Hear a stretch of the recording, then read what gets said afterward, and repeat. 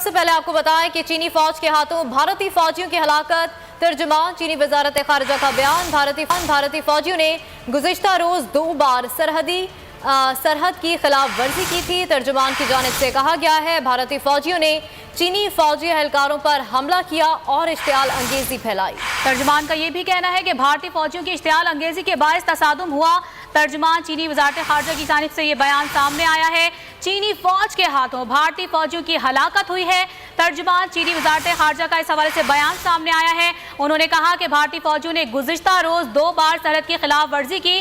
भारतीय फौजियों ने चीनी फौजी एहलकारों पर हमला किया और इश्तियाल अंगेजी फैलाई है। आपको बताते चलें, भारतीय फौजियों के इश्तियाल अंगेजी के बाद उनको सबक सिखाया गया है। 3 फौजी बताए जाते हैं भारत के जो कि हलाक हुए हैं। भारतीय फौजियों ने गुज़िश्ता रोज 2 बार सरहद की खिलाफ वर्जी की। तर्जुमान की जानिब से यह बताया गया है। अहम तरीन खबर है, भारतीय फौजियों की इश्तियाल अंगेजी के बायस तसादुम हुआ। तर्जुमान चीनी वजारत खारजा की जानिब से यह बयान सामने आया है।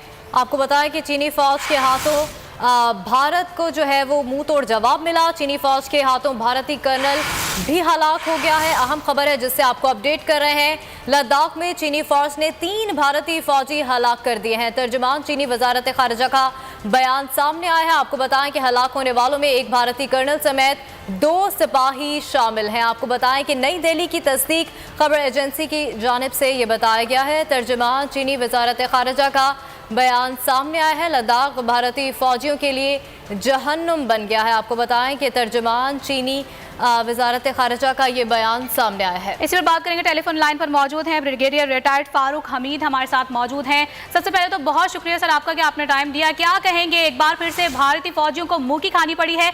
2 फौजी हलाक हुए हैं, 1 कर्नल भी हलाक हुआ है। बिल्कुल।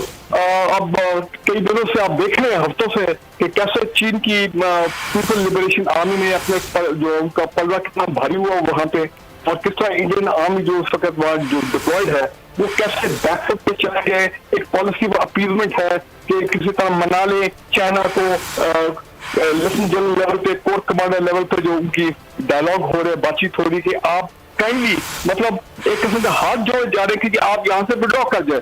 लेकिन चीन जो है वो कहते हैं दे मीन बिजनेस। कल 5 अगस्त का जो कश्मीर की ऑक्युपाइड कश्मीर डिवीजन का जो फैसला था आर्टिकल 370 के तहत मोदी का, उसको उन्होंने रिजेक्ट कर दिया और वो कह रहे हैं कि जनाब आप रिस्टोर करें इंडियन ऑक्युपाइड कश्मीर का जो प्रीवियस स्टेटस था, फिर हम आगे कोई बात करेंगे। लेकिन मोदी की हदगर्मी आपको मालूम है। तो चाइनीज आर्मी जो है वो और उनकी एयरफोर्स वो तो बिल्कुल तैयार है जंग के लिए। इंडियन आर्मी बिल्कुल तैयार नहीं जंग।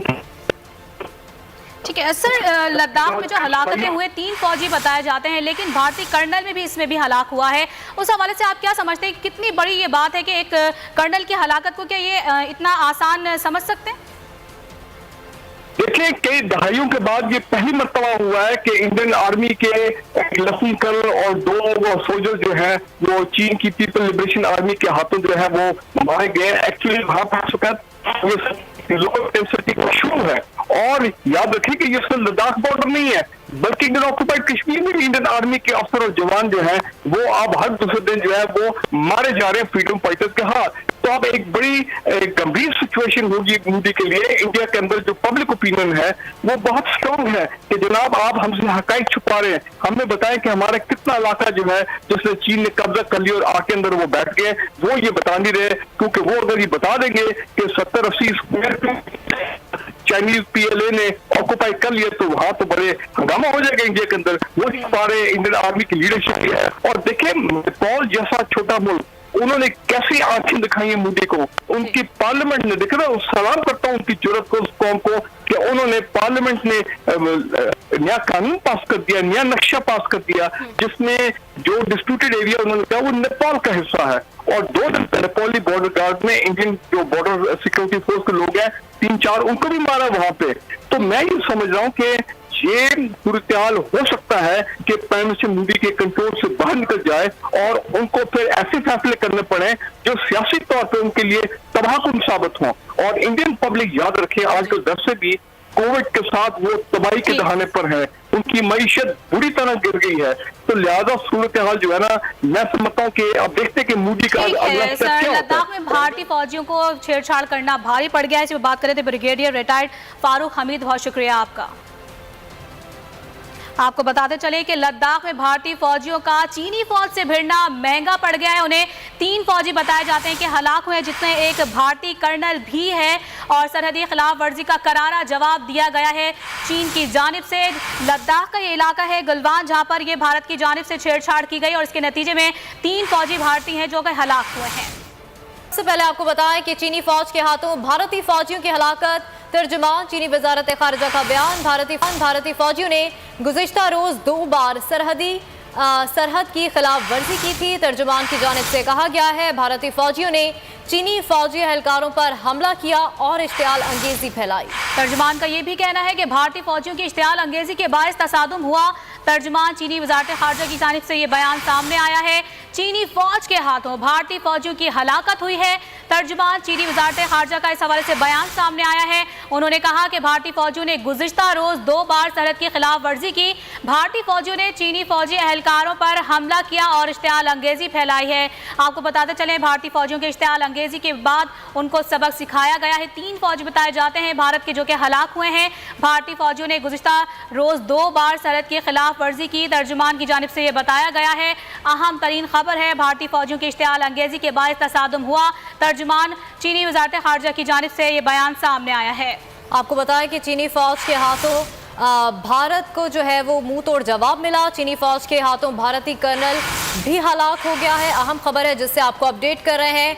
लद्दाख में चीनी फौज ने 3 भारतीय फौजी हलाक कर दिए हैं। तर्जुमान चीनी वजारत खारजा का बयान सामने आया है। आपको बताएं कि हलाक होने वालों में एक भारतीय कर्नल समेत 2 सिपाही शामिल हैं। आपको बताएं कि नई दिल्ली की तस्दीक खबर एजेंसी की जानिब से ये बताया गया है। तर्जुमान चीनी वजारत खारजा का बयान सामने आया है। लद्दाख भारतीय फौजियों के लिए जहन्नुम बन गया है। आपको बताएं कि तर्जुमान चीनी वजारत खारजा का ये बयान सामने आया है। इस पर बात करेंगे, टेलीफोन लाइन पर मौजूद हैं ब्रिगेडियर रिटायर्ड फारूक हमीद हमारे साथ मौजूद हैं। सबसे पहले तो बहुत शुक्रिया सर आपका कि आपने टाइम दिया। क्या कहेंगे, एक बार फिर से भारतीय फौजियों को मुंह की खानी पड़ी है। 2 फौजी हलाक हुए हैं, एक कर्नल भी हलाक हुआ है।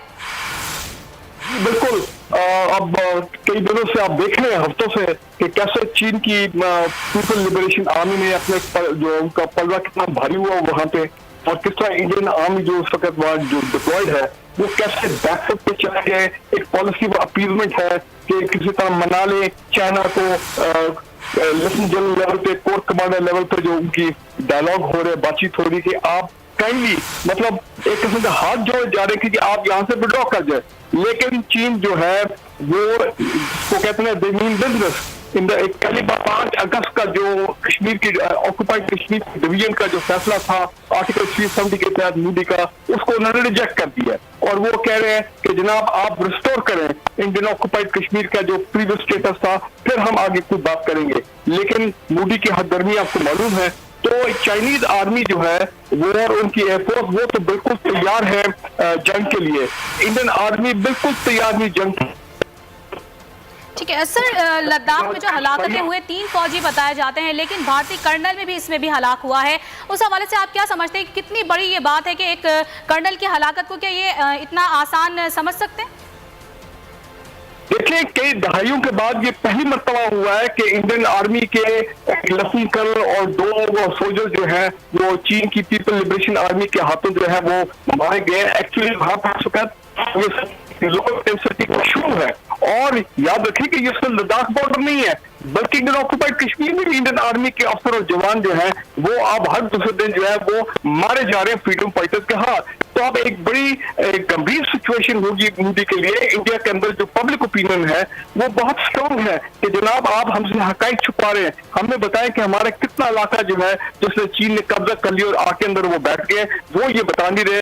क्योंकि वो अगर ये बता देंगे कि 70-80 स्क्वायर चाइनीज PLA ने ऑक्युपाई कर लिया तो वहां तो बड़े हंगामा हो जाएगा इंडिया के अंदर। वो सारे इंडियन आर्मी की लीडरशिप है। और देखिए, नेपाल जैसा छोटा मुल्क, उन्होंने कैसी आंखें दिखाई है मोदी को।